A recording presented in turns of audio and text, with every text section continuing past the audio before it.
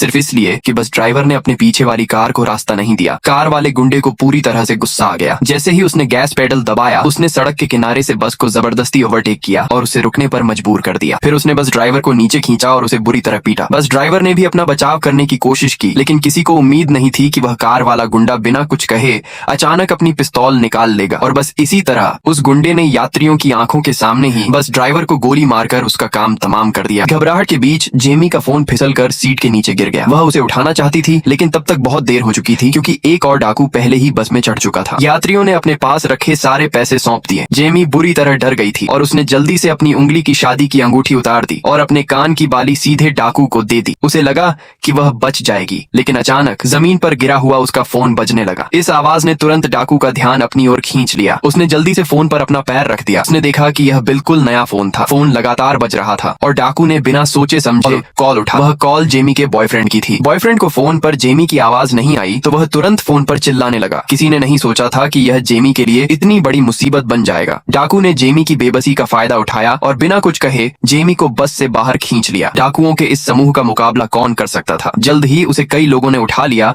और कार की डिक्की में ठूंस दिया। वे उसे अपमानित करने वाले थे। जब जेमी का बॉयफ्रेंड मौके पर पहुंचा, उसका बॉयफ्रेंड डर गया और उसने जल्दी से अपनी गर्लफ्रेंड की फोटो पुलिस को दी। वह उसे खोजने के लिए पुलिस की मदद लेना चाहता था। उसे नहीं पता था कि इस समय जेमी को डाकू पहले ही किसी सुनसान जगह पर ले जा चुके थे। एक डाकू अचानक अंदर आया और उसे थप्पड़ मारकर जमीन पर गिरा दिया। हालांकि जब वे आपस में चर्चा कर रहे थे कि लड़की पर पहले कौन हमला करेगा, तभी एक अधेड़ उम्र का आदमी वहां से गुजरा। अपना राज खुलने से बचाने के लिए उन्होंने बिना किसी झिझक के उस आदमी को भी बांध दिया। फिर वे दोबारा चर्चा करने लगे। उन्हें नहीं पता था कि जेमी जो बेहोश थी अब तक जाग चुकी थी। जब उनका ध्यान नहीं था, जेमी चुपके से उनके पीछे से निकल गई, लेकिन उसका सामना उस डाकू से हो गया जो पानी लेकर वापस आ रहा था। वह फिर से पकड़े जाने वाली थी। जेमी ने अपनी पूरी ताकत लगा दी। एक नाजुक पल में उसने डाकू का चेहरा नोच लिया, जिससे उसकी पकड़ ढीली हो गई। फिर जेमी ने जमीन पर पड़ी लोहे की बाल्टी उठाई और दे मारी। जब डाकू उठ नहीं पाया तो उसने उसके सिर पर जोर से वार किया। हालांकि वह डाकू मारा गया, लेकिन उसकी चीख ने अन्य डाकुओं का ध्यान खींच लिया। जब वे कार के पीछे आए तो उन्होंने देखा कि जेमी भाग चुकी थी। वे तुरंत उसे खोजने निकल पड़े। जिंदा रहने के लिए जेमी